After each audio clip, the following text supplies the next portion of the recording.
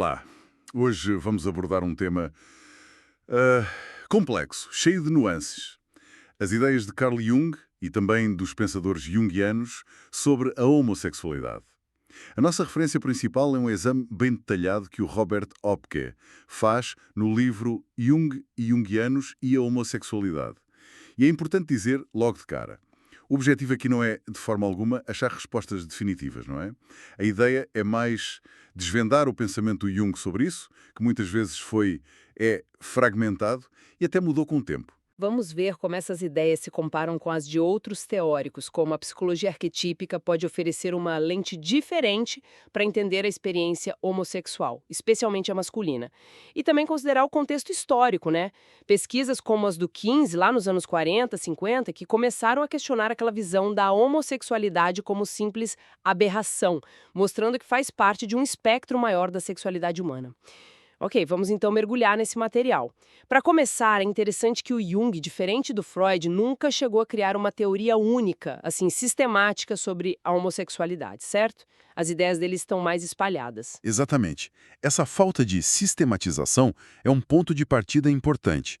As observações do Jung estão dispersas e, especialmente as mais antigas, parecem refletir as limitações da época dele, do contexto cultural em que ele vivia. E uma das associações que ele fez no início e que ficou bem conhecida foi com o tal complexo materno, não foi? Como é que isso funcionava na visão dele? Sim, nos textos iniciais é verdade. Jung frequentemente ligava a homossexualidade masculina a um complexo materno não resolvido. A ideia era que podia existir uma ligação psicológica assim, muito forte com a figura materna, o que dificultaria a separação necessária para o desenvolvimento de uma identidade masculina mais autônoma. Ele também relacionava isso com o que ele via como uma relação, digamos, subdesenvolvida com a ânima, que é o princípio feminino interno na psique masculina. Tem algum exemplo disso nos textos dele, para a gente visualizar melhor? Tem sim.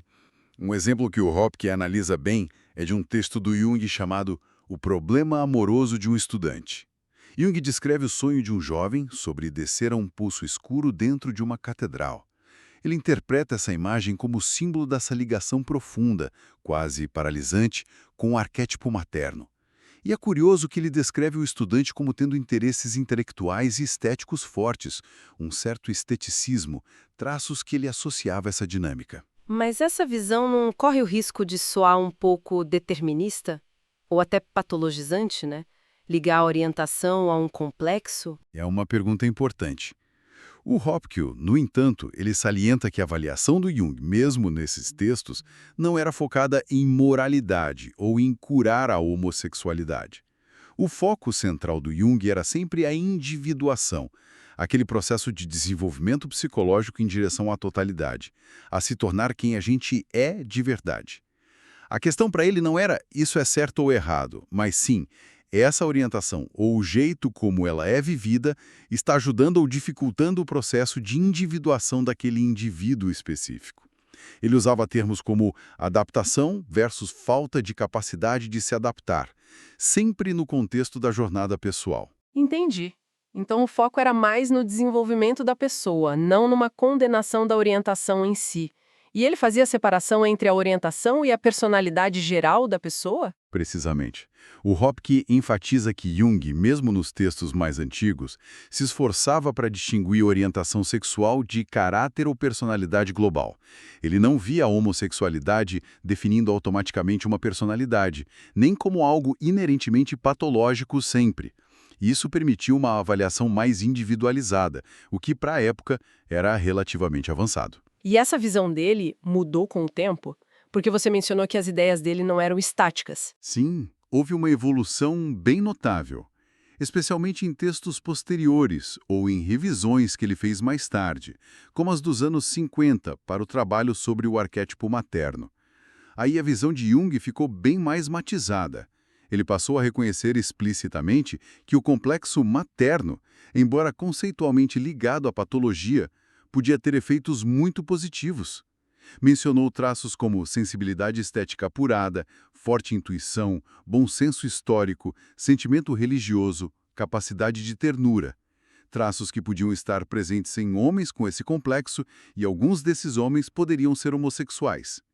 Chegou até a sugerir que um homem assim poderia ser um excelente professor ou ter um dom especial para amizade profunda entre homens. Nossa, isso é uma mudança bem grande em relação à ideia inicial de só uma dificuldade de separação. Sem dúvida. E o que é talvez ainda mais fascinante e que abre uma porta interpretativa muito importante é o uso que o Jung faz do símbolo do hermafrodita, ou do homem original mítico, aquela figura que une o masculino e o feminino. Para Jung, essa imagem era um símbolo poderoso do self. O self como o centro da psique e o objetivo da individuação, certo? A busca pela totalidade. Exato. O centro organizador da psique e o objetivo final do processo. Então, ao ligar essa imagem de intebração de opostos ao self, ele estaria, talvez indiretamente, sugerindo que a homossexualidade poderia estar ligada a essa busca pela totalidade, e não ser só uma falha ou um desvio? Essa é a implicação que o Hopke explora. Se a imagem arquetípica da união de masculino e feminino, o hermafrodito, representa a meta da individuação, o self, e se a experiência homossexual pode ser vista como relacionada a essa dinâmica interna, de integração de opostos, então ela não pode ser reduzida a algo puramente negativo ou patológico dentro do esquema junguiano. Abre-se a possibilidade de vê-la como potencialmente conectada à própria jornada central da psique em busca de integração. Aqui a coisa fica realmente interessante. Como é que os seguidores do Jung e o próprio Hopke, na nossa fonte, levaram essas ideias adiante? Imagino que teve uma evolução considerável, né? Principalmente com as mudanças sociais e na própria psicologia, tipo a despatologização da homossexualidade pela Associação Americana de Psiquiatria nos anos 70. Com certeza. Essa mudança de perspectiva na sociedade e na psicologia deu um terreno fértil para os pensadores junguianos posteriores revisitarem e expandirem as ideias do Jung. Abordagens mais focadas nos arquétipos universais começaram a explorar a homossexualidade de um jeito diferente. Em vez de ver primariamente como sintoma de imaturidade ou fixação no complexo materno, passaram a analisar através das lentes desses padrões psicológicos profundos, universais. E quais arquétipos ganharam mais destaque nessa nova abordagem? Vários deles. Por exemplo, a figura do puer eternus, o arquétipo do eterno jovem. Esse arquétipo carrega tanto a potencialidade criativa, a espiritualidade, a busca por significado, como também uma certa dificuldade em pousar na realidade concreta, no corpo, nas limitações da vida adulta, né? Outro é o arquétipo da unidade, aquela necessidade humana profunda de conexão, de pertencimento, de superar a alienação. E, claro, as dinâmicas da ânima, o lado feminino interno no homem, e do ânimos, o lado masculino interno na mulher. E também da sombra, aqueles aspectos da nossa personalidade que a gente reprime, nega ou não reconhece. E como esses arquétipos foram aplicados para entender as relações homossexuais? Deixaram de ser vistas só como ligadas ao complexo materno? Sim, a lente muda bastante. Alguns autores junguianos que o Hopke cita começaram a ver as relações homossexuais como podendo ter funções de desenvolvimento importantes. O Mitchell Walker, por exemplo, sugeriu que, para alguns homens, essas relações poderiam fornecer um sentimento de segurança e a coragem para confrontar o outro, seja o feminino interno ou o mundo lá fora. Outros, como o James Hillman e a importantíssima analista Marie-Louise von Franz, exploraram a ligação com o arquétipo do puer eternus. Embora a von Franz também apontasse um possível perigo, uma fuga do corpo, do feminino, da responsabilidade terrena, a ligação em si era vista como psicologicamente significativa. E sobre a ânima e o ânimos? Tradicionalmente, a projeção deles era vista mais em relações heterossexuais, né? Esse é um ponto que o Hopke desafia diretamente. Ele argumenta de forma bem convincente que a projeção da ânima, no caso de homens gays, ou do ânimos, no caso de mulheres lésbicas, não é exclusiva das relações heterossexuais. O processo de encontrar, projetar e depois integrar qualidades internas associadas ao gênero oposto através de um relacionamento íntimo. Ele pode ser central e igualmente complexo, transformador e crucial para a individuação também em relações homossexuais. A dinâmica psicológica fundamental da projeção e integração seria a mesma, entende? Mesmo que a forma de expressão seja diferente. A fonte também usa exemplos culturais, literários, o que ajuda a tornar as ideias mais concretas. O romance Maurice, do M. Forster, é um exemplo, certo? Sim, e é um exemplo muito bom. Hopke usa Maurice, a história daquele jovem inglês de classe alta, no início do século XX, lutando para aceitar a homossexualidade numa sociedade super repressiva, como um estudo de caso literário. Ele interpreta a jornada do Maurice, a aceitação dolorosa mas gradual de si mesmo, a busca por um amor autêntico, não só físico, como um exemplo poderoso da homossexualidade não como doença a ser curada ou pecado a ser superado, mas como um caminho específico para a autodescoberta e a individuação. O momento em que o Maurice aceita o seu verdadeiro eu, como diz a fonte, é o ponto de virada na jornada psicológica dele. Isso se conecta com aquela ideia da individuação como objetivo principal. Exatamente. E o Hopkins não fica só na literatura. Ele complementa a análise com muitos exemplos de sonhos de homens gays contemporâneos, que ele mesmo analisou na prática clínica dele.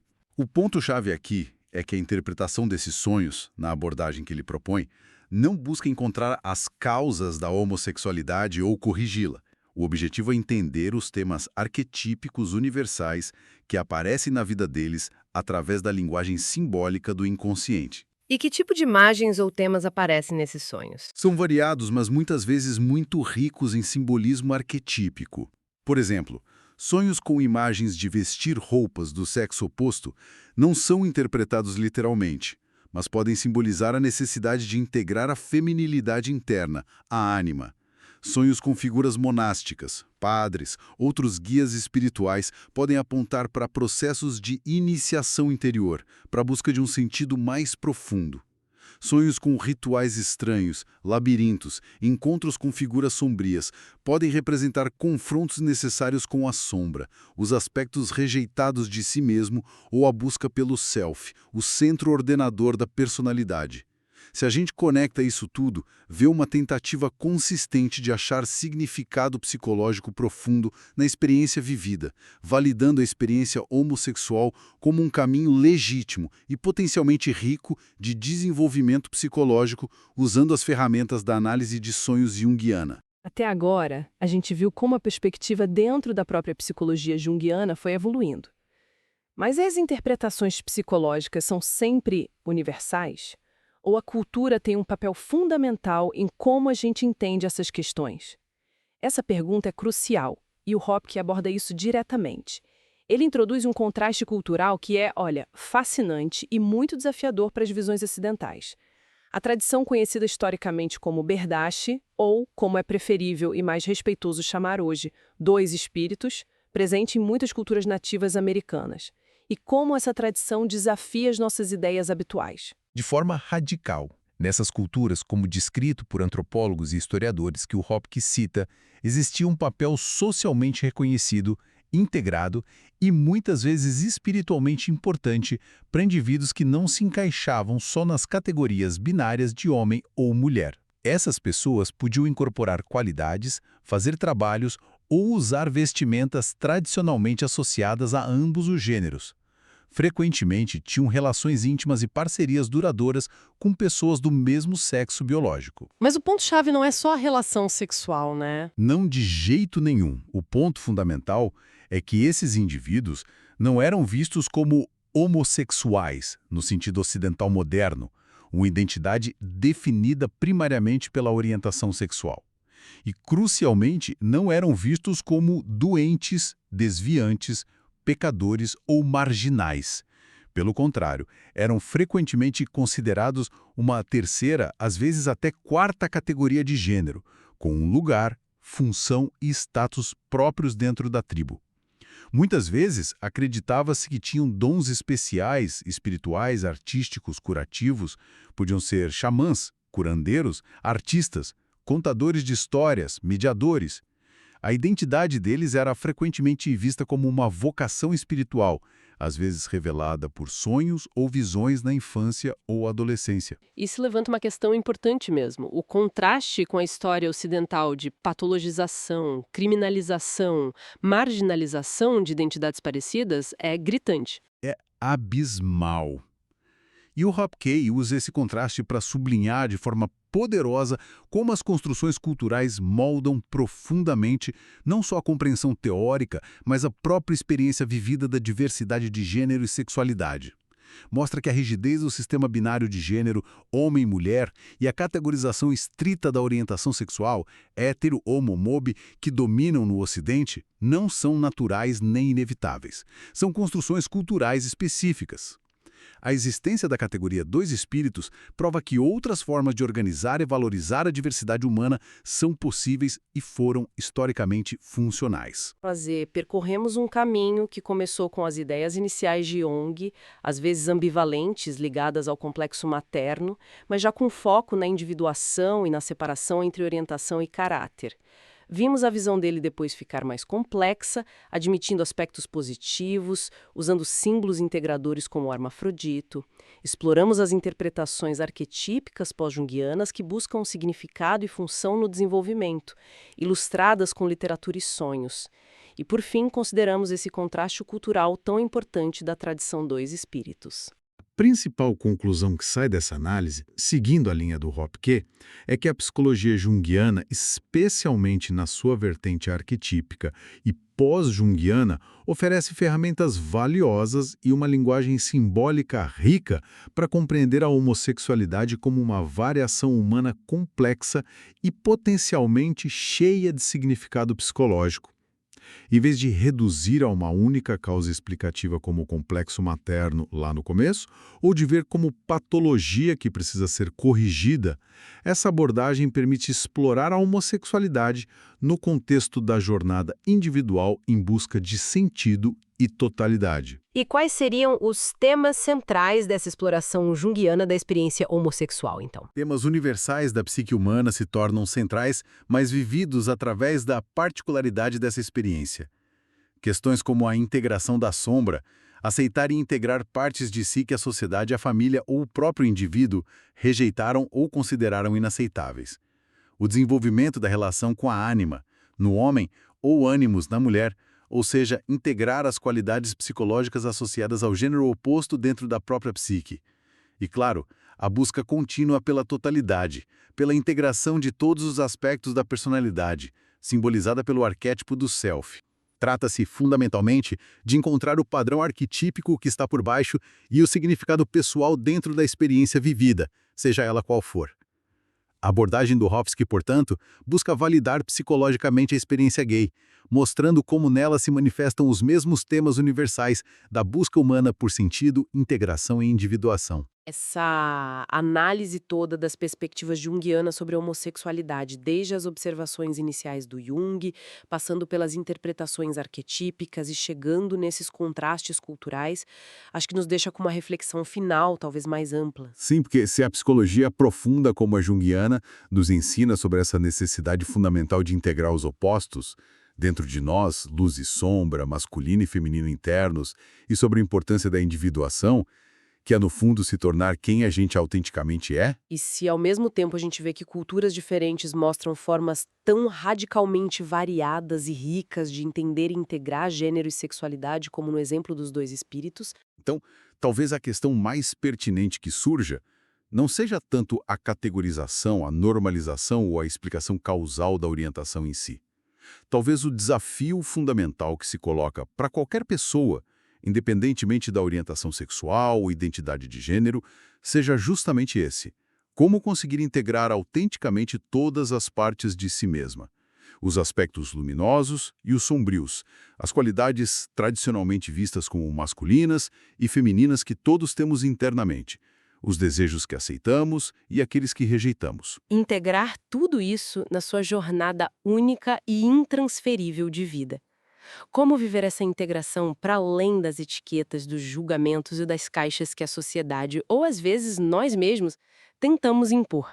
Esperamos que essa análise detalhada tenha sido esclarecedora e oferecido novas perspectivas. Até a próxima!